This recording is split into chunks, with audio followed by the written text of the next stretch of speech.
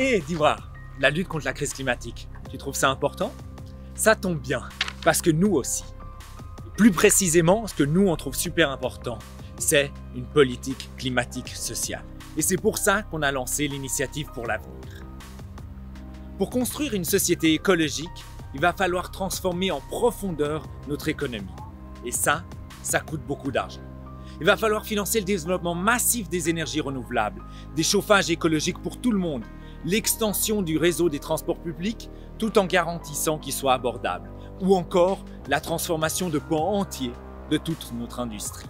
Quand on parle de politique climatique sociale, on entend par là que ce n'est pas à la majorité de la population, aux gens avec des petits et des moyens revenus de financer cette politique, qui nous coûtera des milliards et des milliards. Ce serait fondamentalement injuste de faire payer la majorité de la population alors que les primes d'assurance maladie explosent, que les loyers cessent d'augmenter et que nos salaires stagnent. Non, c'est les ultra-riches qui doivent payer, soit les personnes qui profitent le plus du système à l'origine de la crise climatique, le capitalisme. Un système qui veut qu'on produise toujours et toujours plus au lieu de viser à satisfaire les besoins des gens et surtout de respecter les capacités de l'environnement.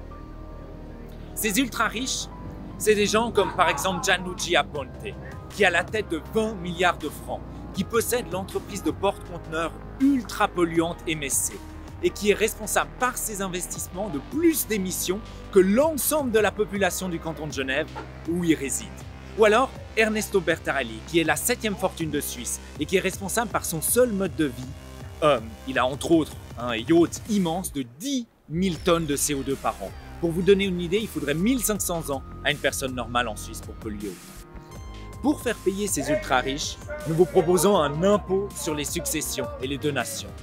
Seuls les héritages de plus de 50 millions de francs seraient concernés, ce qui signifie que seuls 2000 ultra-riches seraient touchés par l'initiative. L'argent qui serait récolté grâce à cette initiative, ce qui serait 6 milliards de francs en moyenne, permettrait de financer la transformation écologique de l'ensemble de l'économie.